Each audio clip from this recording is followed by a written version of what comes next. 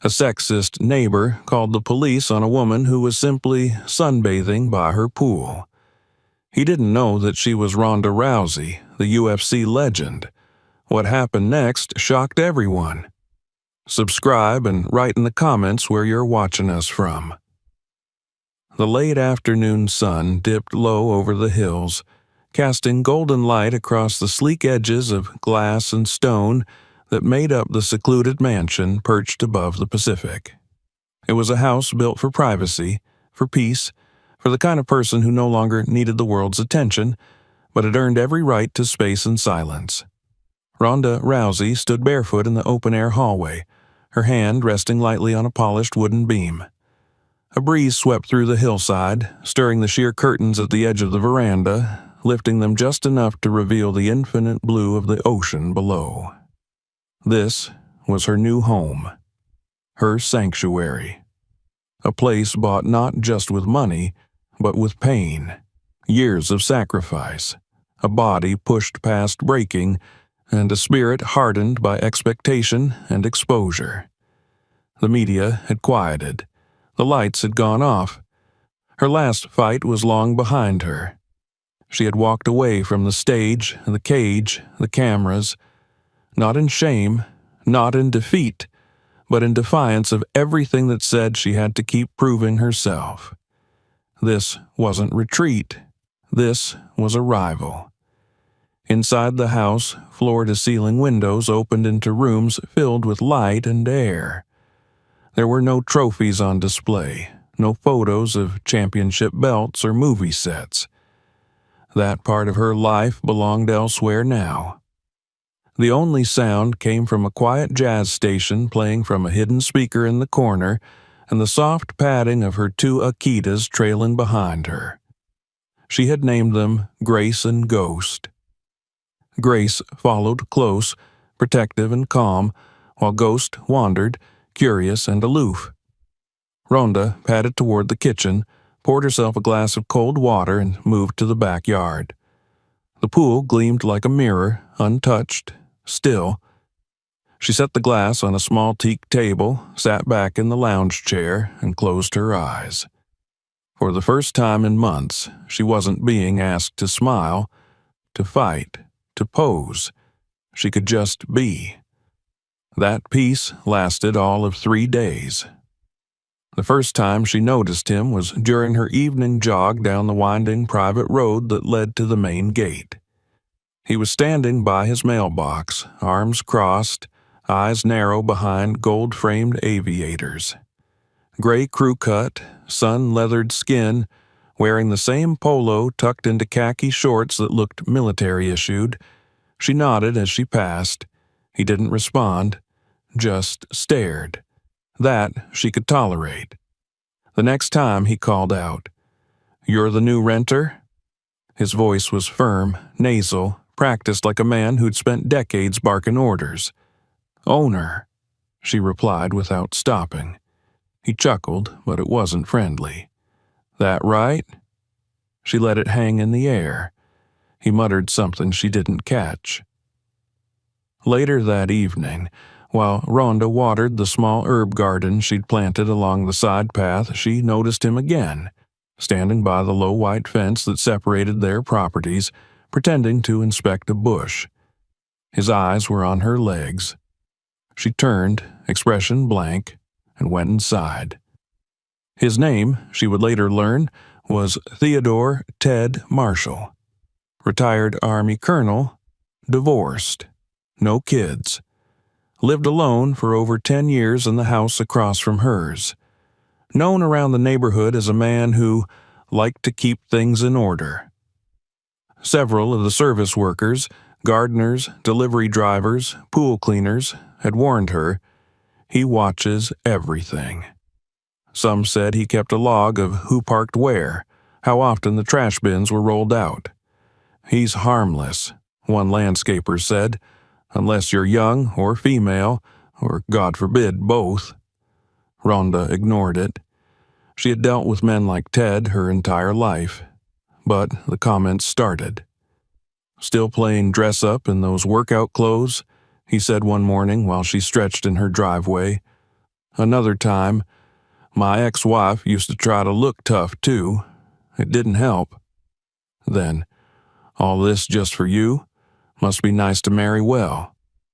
Ronda stayed silent at first, but silence didn't stop him. It only encouraged him. He began walking past her house more often, peering through the fence, lingering near the edge of her property. Once, she caught him squatting by her driveway, pretending to tie his shoe while clearly snapping photos of her garage. She confronted him that time, calmly, without emotion. "Delete them," she said. He laughed. "This is a public street. You're the one flaunting it." She didn't respond. She turned around and walked back into her house. That night, she sat by the pool long after the sun had disappeared, the water reflecting the cold silver of the moonlight. Grace lay at her feet, ghost beside the pool's edge. She tried to read, but the words didn't settle. There was a familiar pressure building in her chest. Not fear, not even anger, but that deep-rooted tension she had always felt when a boundary was being tested, and something in her told her that Ted wasn't done. The next day, it escalated. It was early afternoon, the sun blazing overhead, when she stepped out to the back patio in a black sports bra and running shorts, ready for a midday swim. She had her earbuds in, music pulsing. She didn't notice him right away, not until she felt it, that invisible weight of being watched. She turned. There he was, Ted. Standing at the far corner of the fence, phone out, pointed directly at her. She pulled her earbuds out, walked slowly to the fence. "What the hell are you doing?" He didn't flinch. "Just documenting." "Documenting what?" "A stranger on property that doesn't belong to her." She blinked. "This is my house." "That's funny," he said, "because I knew the guy who lived here before. Actor, old money, moved out last year. You don't look like the kind that buys property like this. You don't look like the kind that minds his own business." He took a step back. "I'm calling this in. You want to act tough? Go ahead. But don't say I didn't warn you." He walked off, muttering. She stood there, heart rate steady, fingers loose at her sides. She could have stopped him, could have yelled, threatened legal action, but she didn't. Instead, she turned, walked inside, dried off, and sat down with her laptop. She pulled up her security camera feed, checked the angles, all operational, recording, good, and then she waited.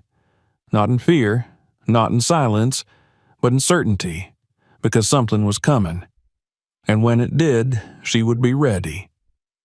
The sun was at its peak the next day, cutting sharp reflections across the surface of the infinity pool.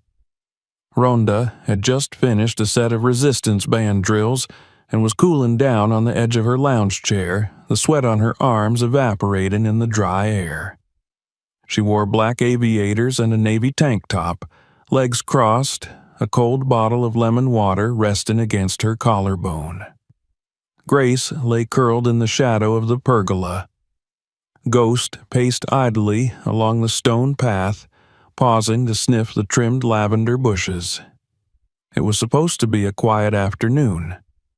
But even before the tension arrived, Ronda could feel it coiling in the air like a storm charging up inside a still sky. Across the street, behind the veil of hedges and iron fencing, she saw him again. Ted Marshall, hands on his hips, cell phone pressed against his ear. He wasn't trying to hide this time. He was standing right out in the open, pointing at her house, her lawn, her patio. His lips moved fast, his face twisted in annoyance, and his finger jabbed the air with conviction. She couldn't hear him, but she didn't need to. She knew exactly what was happening, and she knew what would come next. 10 minutes later, she heard it. The unmistakable crunch of tires on gravel, too heavy and too precise to belong to a delivery van or ride share. Ronda stood, slipped her sunglasses off, and slowly walked to the edge of the patio. From her elevated backyard, she had a full view of the gated drive that wound down toward the main road. 2 black and white police cruisers rolled into view, one after the other, their lights off but unmistakably official. Her stomach tightened, not from fear, but from something colder, sharper. It was the feeling of betrayal returning before it had even been named. She stepped down the stone path toward the side gate, her bare feet steady against the warm tile. Ghost came up beside her, silent and alert. The cars came to a stop. 2 officers stepped out. The first was tall, stocky, and sun-reddened, with thinning blonde hair and a jaw that had forgotten how to smile. His uniform was crisp, badge polished, and his body language broadcasted a confidence not born of competence, but of habit. Sergeant Richard Graves. His name would stick in her mind like a splinter. The second was younger, maybe early 30s, darker hair buzzed short, his posture looser, but with that same thin-lipped focus. Officer Owen Hart. They glanced at each other, then toward the property, scanning it like it was a crime scene. Neither of them rang the bell. Instead, they moved to the side gate. It was unlocked. Ronda hadn't bothered locking it for daytime. They entered without hesitation, walking up the side of the house and stepping directly into her backyard like it was theirs. "Hands where I can see them," Graves barked, his hand already resting on his holster. Ronda blinked, her expression unreadable. She stood in her own backyard, unarmed, dressed in workout gear, standing beneath the open sky on a quiet afternoon. And this man was barking at her like she'd broken into her own life. "I said, hands up," he repeated, louder this time, stepping closer. Ronda raised one brow, not moving. "Excuse me?" "We got a report of a trespasser," Officer Hart added, motioning toward the patio. "You're not supposed to be here. We need to see some ID." Graves moved again, hand still near his belt. "Don't argue. Don't resist. Just cooperate." Her jaw tensed. She looked past them, toward the front gate, where Ted stood half hidden behind his fence, arms crossed, watching. "I live here," she said calmly. "I own this house. I have the deed, utilities in my name, security footage, and a lawyer on speed dial." Graves scoffed. "Ma'am, we're not here to debate property rights. We need you to come with us until we verify." Hart had already stepped onto the patio. "You can show us your ID at the station." "No," Ronda said firmly. "You can see it right here." Graves took another step forward. "Look, we don't want trouble, but if you don't come peacefully—" "You'll do what? Drag me out of my home in my own sports bra and accuse me of breaking into my own life?" Graves didn't answer. Instead, he reached for her wrist. In that moment, the shift was imperceptible to anyone without a trained eye. But Ronda's body reacted instinctively. Her weight shifted. Her breath paused. In one swift, fluid motion, she twisted out of his grip, pivoted on the ball of her foot, and used the officer's momentum to redirect him to the ground, flat on his back beside the pool. Hart shouted, reaching for his cuffs. Ronda turned to face him, her posture straight and still. "Don't." "Ma'am, that's assault on an officer." "No, that was self-defense." He hesitated. His stance wasn't confident anymore. She stepped backward, slowly reached into a beach bag near the patio table, and retrieved a leather wallet. Inside was her California ID, her property documents, and something else. Something that froze both officers in place. It was a certification card from the State Commission of Combative Sports, bearing her full name and title. Ronda Jean Rousey, licensed professional athlete, retired champion, certified trainer. Then she held up her phone and tapped the app that opened her security system. The screen showed the entire encounter from multiple angles. Two white officers entering private property without permission, confronting a woman alone, reaching for her without a warrant or probable cause. "You're both being recorded," she said. "My system is backed up to the cloud. I have legal protection, and I know exactly what you're doing." Graves sat up slowly, rubbing his shoulder. "We were responding to a complaint." "No," she corrected, her voice steel now. "You were reacting to a stereotype. A woman, alone, in a luxury home, a body that didn't fit your expectations. So you decided to enforce your comfort instead of the law." Across the street, Ted had backed away slightly, watching from the shadow of his porch, no longer smirking. "I want your supervisor here," Ronda said. "Now, and you're not going anywhere until he arrives." Hart looked at Graves. Graves hesitated, then reached for his radio. "This is Unit 47 requesting supervisor assistance," he said into the mic, his tone dull now, defeated. Ronda didn't move. Her breathing was calm, steady. Every part of her body was in control, but inside her blood burned with the memory of 1,000 times she'd been questioned, doubted, judged. In the cage, she had known exactly how to counter a blow, but this wasn't a clean fight. This was exhaustion in another form. This was the kind of struggle that didn't leave bruises, but scars. 15 minutes later, another car pulled up, a black SUV with the seal of the county sheriff's office. A woman stepped out, late 40s, gray suit, hair pulled back. Deputy Chief Mariana Silva. Her eyes took in the scene in one sweep. Ronda standing barefoot on her patio, one officer seated on the ground, another shifting nervously beside the pool. "Report," she demanded. Graves opened his mouth, but Ronda cut in. "Before he says anything, I need you to know this interaction was caught on 4 different angles.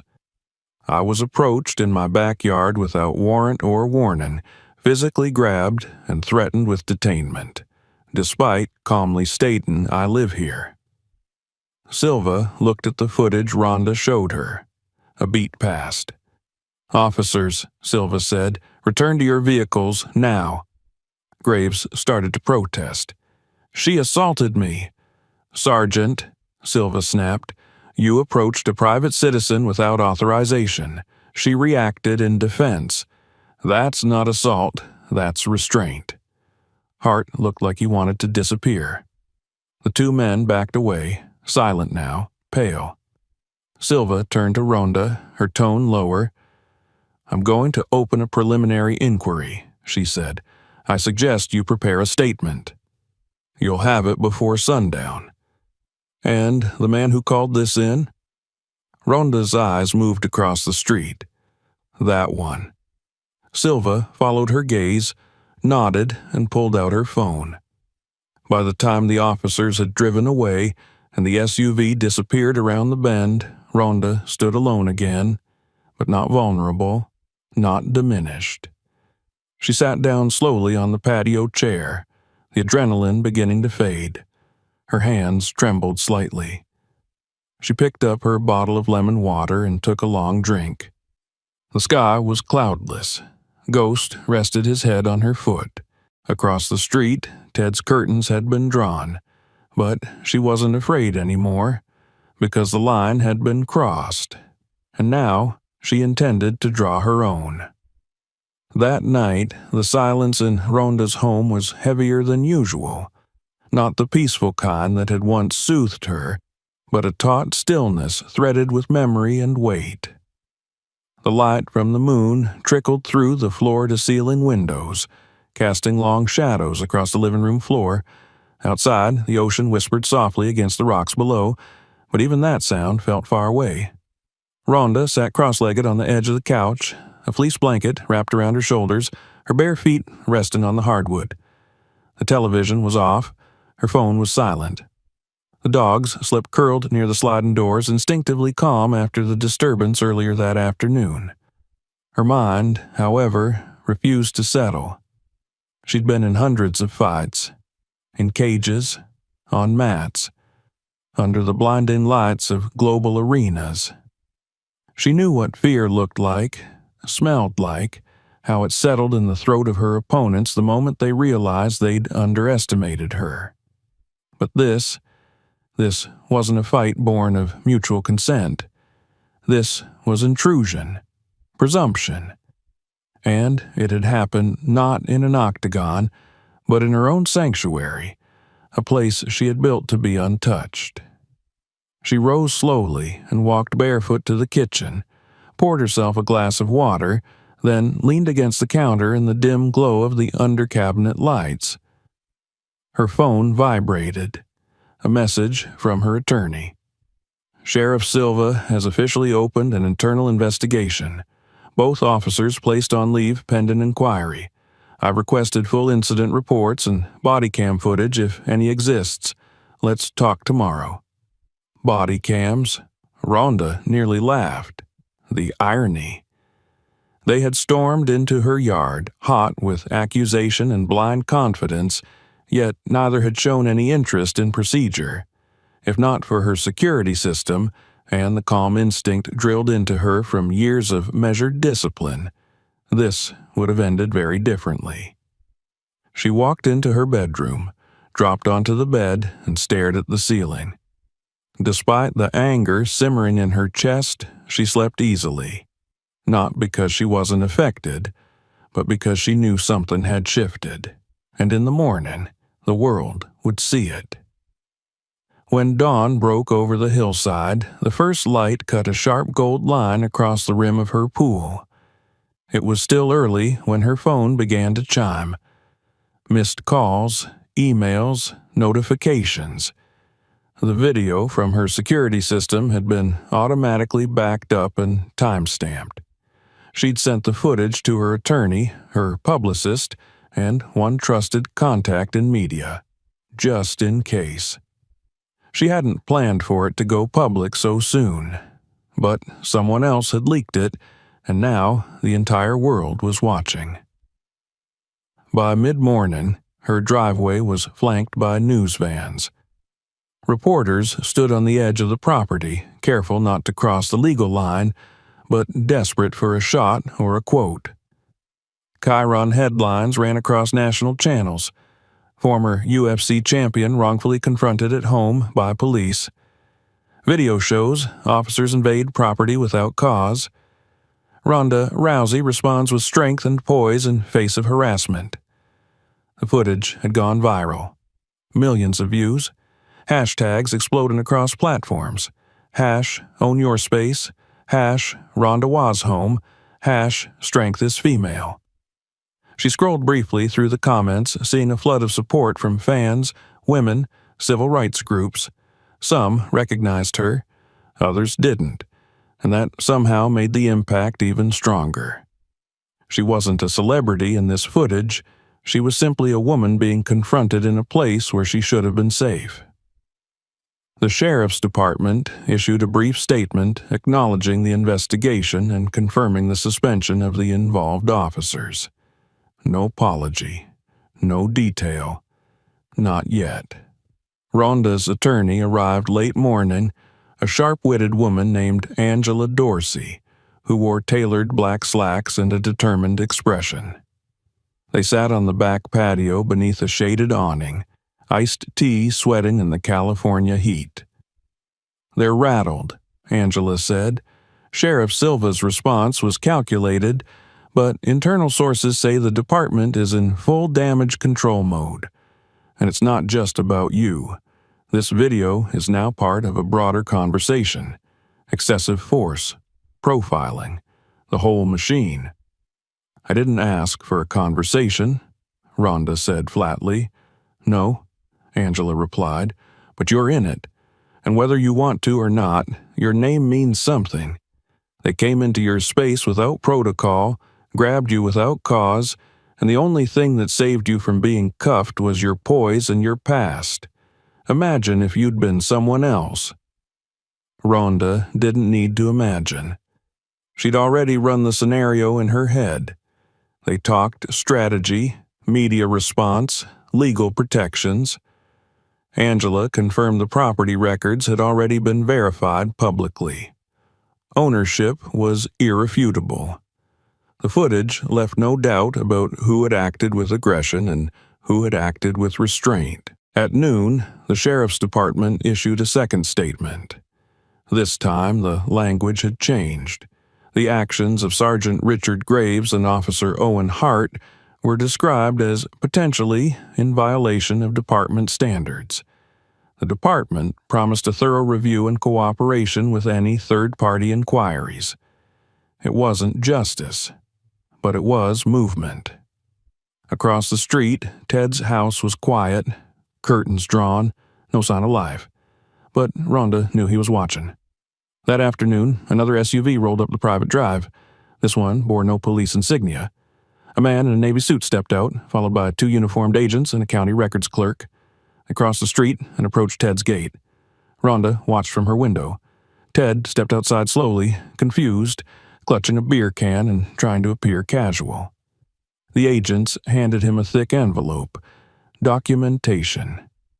Official language, stamped with the authority of the county. The words were muffled from Ronda's distance, but the tone was unmistakable. Complaint, investigation, consequences. The officer gestured toward the stack of papers. Ted tried to argue. One of the agents pointed at the street cameras, at the list of previous complaints from neighbors, at his phone call to 911 and the transcript of what he said. Ronda couldn't hear every word, but she didn't need to. He had lied to police, lied about a crime that didn't exist, lied about who she was, and that lie had nearly gotten her dragged off her own patio in handcuffs. The county had decided enough was enough. "Mr. Marshall," the agent said firmly, clearly enough now for Ronda to hear across the breeze, "you are officially under investigation for filing a false report, engaging in discriminatory harassment, and endangering a civilian through misuse of emergency services. You'll have 30 days to vacate the property if the case proceeds." Ted stared at them, open-mouthed. "I didn't know." "You didn't ask," the officer said coldly. "That's the problem." He looked across the street directly at Ronda, who stood on her porch now, arms crossed. He didn't look angry. He looked stunned, like the world had suddenly shifted beneath his feet and left him standing on the wrong side of history. By the time the agents left, Ted was sitting on his front steps, head in his hands. That night, Ronda stood at her kitchen island, slicing vegetables for dinner, jazz humming softly in the background. The dogs lay near the open sliding doors, watching the moths dance under the porch light. The chaos had passed for now, but she knew the storm wasn't over. Her phone buzzed again. A text from an old friend, someone from her fighting days. "Saw the video. Proud of you. Not for the takedown, for the control." Control. The word rang in her mind. Later, she stood by the pool, arms resting on the railing, eyes scanning the horizon. The ocean was calm. The air smelled of salt and eucalyptus. She inhaled deeply, feeling something shift again. Not just in the world, but in herself. She had built this place as a refuge. She hadn't expected it to become a battleground. But maybe that was always part of it. Maybe every space a woman claimed for herself, truly claimed, had to be defended not just with walls, but with will. Across the street, Ted's house was dark, a single light on in the upstairs bedroom, the rest silent. She turned away, walking back inside. Tomorrow would come, and with it, another reckoning. By morning, the quiet of the ocean no longer seemed like silence. It pulsed with tension, like the pause before an aftershock. Ronda stood in the kitchen, barefoot on the cool stone floor, sipping coffee while the dogs paced lazily around her. Outside the massive glass windows, the sky was a sharp, unforgiving blue. Her phone buzzed constantly on the counter beside her, vibrating with messages, headlines, updates from lawyers, media teams, and people she hadn't heard from in years. She ignored most of it. She didn't need to read what she already knew. The video had detonated across the country overnight. It was no longer just viral, it was cultural. A moment that encapsulated a century's worth of conversations about power, entitlement, authority, and the audacity of a woman alone in a place men didn't believe she belonged. There were edits of the footage set to dramatic music, opinion pieces written in every major outlet. Cable news anchors dissected her body language, praised her restraint, questioned the officer's protocol. Civil rights groups issued formal statements. Law enforcement unions stumbled through damage control. But none of that was the center of Ronda's attention. It was what came next that mattered. At noon, the mayor of the city held a televised press conference outside City Hall. Ronda watched it from her living room, arms crossed, eyes narrowed. The mayor stood in a beige suit, surrounded by other officials, a neat row of flags fluttering behind them. She spoke with the polished cadence of someone used to cleaning up other people's messes. "What happened in our city this week was unacceptable," the mayor began. "The incident captured on camera involving Sergeant Graves and Officer Hart shows a failure not only of protocol, but of judgment. We cannot allow assumptions, stereotypes, or unchecked authority to define how we treat our citizens, especially in their own homes." Behind the mayor stood Sheriff Silva, stone-faced. She didn't blink during the entire speech. "Effective immediately," the mayor continued. "An independent review board will investigate the conduct of the officers involved. Furthermore, the city will partner with outside agencies to audit all citizen complaints of profiling, excessive force, and misconduct filed over the last 5 years." It was a sweeping announcement, one designed to satisfy outrage without necessarily delivering on substance. But it was movement, and movement could create pressure. Pressure made people change. Angela, Ronda's attorney, arrived that afternoon with a large binder under her arm. They sat on the back patio again, the dogs flanking Ronda like silent bodyguards. "They're scared," Angela said, flipping open the binder. The footage wasn't just compelling, it was perfect, clear, clean, no ambiguity. The timing couldn't be worse for them. There's already a bill in the state legislature about police reform. You just became the poster child for it. Ronda raised an eyebrow. "You think they'll use me?" Angela smirked. "They already are. Half the activists online are quoting your name. The other half are asking when you're running for office." Ronda exhaled, not amused. "I didn't want this." "I know," Angela said gently. "But that's the thing about moments like this. You don't have to want them. They find you." Across town, the sheriff's department held a private disciplinary hearing. Graves and Hart were both summoned. The internal review was underway, and the preliminary findings were damning. Ronda was sent transcripts through legal channels. The accounts varied. Graves insisted he was following proper response procedure. Hart claimed he was only following Graves' lead. Neither could explain why no verification was done before entering her property. Neither could deny that she had warned them calmly about her ownership. And neither mentioned their body cams until questioned directly, at which point it was revealed both devices had been powered off at the time of the incident. That, more than anything, sealed their fate.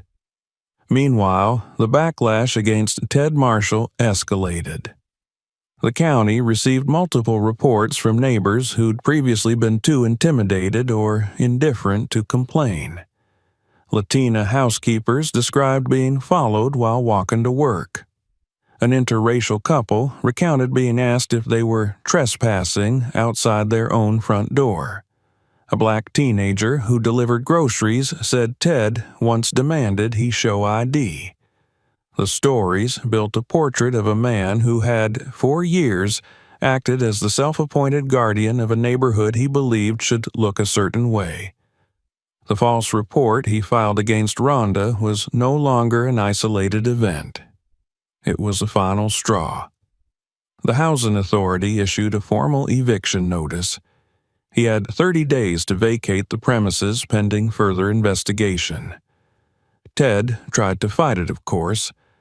Hired a lawyer, called in favors, made noise on obscure forums about overreach and liberal mobs. But it was too late. The evidence was too strong. His power, quiet, insidious, embedded in the comfort of other people's silence, had evaporated under scrutiny. Ronda watched from her upstairs office window as moving boxes began to appear on Ted's front lawn. He sat outside most afternoons now, drinking from cans and glaring at every car that passed. No one offered to help. The same neighbors he once nodded to now crossed the street when walking their dogs. The isolation he had imposed on others now wrapped around him like a chain. But even in the unraveling of his dominion, Ronda didn't feel triumphant. She felt resolved. Because none of this undid what had happened. None of this gave her back the peace she'd tried to build, and if it could happen to her, someone with money, a name, legal resources, and video evidence, it could happen to anyone. That realization settled into her bones like stone. She decided to act. The following week, she met with the city council during a public hearing. It wasn't a grand speech. It wasn't rehearsed. She stood in front of a crowd of officials, residents, and reporters and spoke with the same clarity she'd once used in post-fight interviews. Calm, direct, unapologetic. "This isn't about a bad cop or a nosy neighbor," she said. "This is about systems, patterns, the kind that teach people like me to constantly prove we belong, while giving others the benefit of the doubt without question. I bought that house with my own money. I earned every square foot of it. And still, 2 men with badges felt entitled to drag me out of it without checking a single record. That's not a misunderstanding. That's a mindset. And mindsets don't change without pressure." Some members of the crowd clapped, others remained still. But her words didn't need approval. They needed to linger. After the hearing, a councilwoman approached Ronda privately. She was younger, black, clearly inspired. "You don't have to keep speaking," the councilwoman said, "but if you do, people will listen." Ronda nodded. "Then I will." Back at home, she launched a quiet initiative through a local nonprofit. A program to fund legal support for women and minorities dealing with housing discrimination, false accusations, and police misconduct. She didn't attach her name publicly. She didn't need the credit. She just wanted impact. By the end of the month, the sheriff's department had completed its review. Graves and Hart were officially dismissed. Their records would reflect the incident permanently. The department, under Sheriff Silva's direction, also announced mandatory retraining for all officers on property rights, de-escalation, and unconscious bias. It was far from a revolution, but it was a crack in the armor, and cracks let in light. One evening, just before sunset, Ronda stood in her front yard as the last of the news crews packed up and left. The attention had begun to shift elsewhere. Another scandal, another viral clip, but for her, the change remained tangible. A little girl from down the street wandered past, hand in hand with her mother. She looked up at Ronda with wide eyes. "Are you the lady who punched the police?" she asked. Ronda smiled. "I didn't punch them. I just didn't let them push me." The girl grinned. "I want to be like you." Ronda knelt down beside her. "You can be better." The girl nodded, serious as only children can be, then waved and skipped off. That night, Ronda sat by the pool again, the same glass of lemon water sweating on the table, the same dogs curled nearby, but the silence felt different now. It wasn't fragile, it wasn't borrowed, it was hers. The late evening sun painted everything in soft, golden hues. The hills beyond the backyard glowed like burnished copper, and the pool's surface shimmered under the gentle breath of the breeze. Ronda sat alone in the garden, a notepad balanced on her knee, the tip of her pen hovering just above the paper. Ghost lay beside her, head resting on his paws, while Grace paced along the far edge of the terrace, ears twitching at distant sounds. The moment felt familiar and yet entirely transformed. This was the same place where it had all begun, but now it held the weight of something deeper, something earned, not just through conflict but through clarity. It had been a full month since the confrontation, a month since the viral footage, the hearings, the headlines. The neighborhood had returned to a kind of normal, at least on the surface. The news vans had left. The curiosity seekers had faded.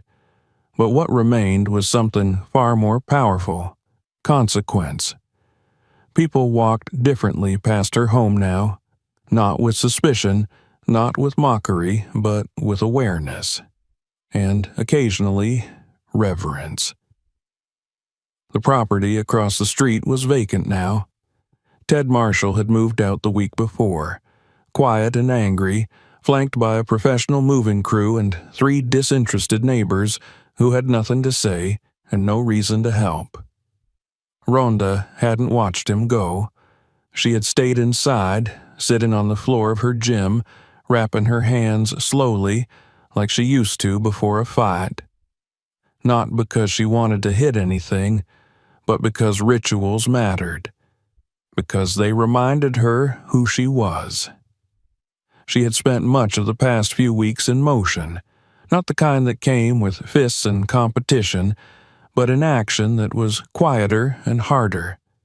Meetings with advocacy groups, calls with lawyers, conversations with city leaders who now took her seriously, not because of her celebrity, but because she had made herself impossible to ignore. Her nonprofit project had taken root with startling speed, bolstered by donations from strangers who believed in the cause. Volunteers had stepped forward. Legal interns had offered time. Women from around the country, nurses, teachers, retired veterans, single mothers, wrote to her, sharing stories of being questioned, challenged, dismissed. And in every letter there was one refrain: "Thank you for not staying silent." She didn't reply to every message, she didn't give interviews, but she listened, and she remembered. The city council, moved by public pressure and the growing visibility of Ronda's quiet campaign, had passed a resolution in support of her initiative. Local officials agreed to allocate funds for continued anti-bias training within the police force, and, more importantly, the sheriff's department had started to change from within. Not quickly, not perfectly, but meaningfully. Ronda had attended the first new training session as a guest observer. She hadn't spoken, just sat in the back row, arms crossed, watching the instructors lay out protocols and play recordings. She watched as new recruits were taught the difference between suspicion and prejudice, between authority and abuse. Most of them were young, wide-eyed, taking notes with furrowed brows. A few glanced at her nervously, recognizing her, but she didn't want their fear. She wanted their understanding. She had walked the halls afterward, noting the way officers looked away or nodded, some with shame, some with respect. Sheriff Silva had stopped her before she left and said, without preamble, "It's different now, because of you." That night, Ronda stood by her kitchen window, the city lights flickering in the distance, and allowed herself to believe it might be true. She hadn't set out to become a symbol, but she understood now that sometimes symbols weren't chosen. They were forged. It was late the next evening when she received the invitation. A sealed envelope delivered by courier bearing the state seal. Inside, a short formal letter from the governor's office, signed personally and printed on heavy linen stock. It commended her for her courage, her discipline, and her unflinching insistence on justice in the face of injustice. Along with the letter came a small velvet box. Inside it, a gold pin, elegantly simple, engraved with just 4 words: "For justice, for all." She held it in her palm, turning it gently in the light. It was not a prize, not a trophy. It was a gesture, yes, but also an acknowledgement. That what she had endured had not passed unseen, that her voice had echoed further than she imagined. The following week, she stood again in front of an audience, not in an arena, not in front of cameras, but in the meeting chamber of the police department. Not as a guest, not as a fighter, but as a woman who had refused to be erased. The room was full. Officers lined the back walls, some in uniform, some in civilian clothes. Commanders sat at the table, papers before them, pens poised but unmoving. Angela stood at her side, silent support. Ronda didn't have notes. She didn't need them. She stepped forward and looked out at the room, not with confrontation but with clarity. "What happened to me was not an anomaly," she began. "It was not rare. It was routine. And that's the problem. We've built systems that protect comfort, not truth. That reward control, not understanding. We've trained officers to fear difference instead of respecting it. That stops here." Her voice didn't rise. It didn't need to. It carried. "This is not about race alone. It's about the way we see power, the way we decide who belongs and who doesn't. It's about every woman who's had to prove she lives in her own home, every child who's been told they're in the wrong neighborhood, every man who's been stopped because his presence made someone uncomfortable." She paused, letting the silence settle. "This badge," she said, holding up the gold pin, "is not a decoration. It's a responsibility, and I intend to carry it like one." She looked around the room. "If any of you are uncomfortable with that, I understand. But then this job is not for you, because this is where the standard rises, starting today." There was no applause, just a deep, humming quiet. Some lowered their eyes. Others nodded. And in that stillness, something shifted. The following days moved swiftly. Ronda continued her work behind the scenes, funding scholarships, attending policy meetings, helping draft new language for public response protocols. She declined interviews, but issued one written statement. In it, she said simply, "Strength is not always about what you fight. Sometimes it's about what you stand for." One evening, as the sun dipped low, cast an amber light across the rooftops, Ronda heard a voice from the sidewalk. She stepped outside. A little black girl stood at the edge of her driveway, wearing a pink backpack, her hair in braids, clutching a school folder to her chest.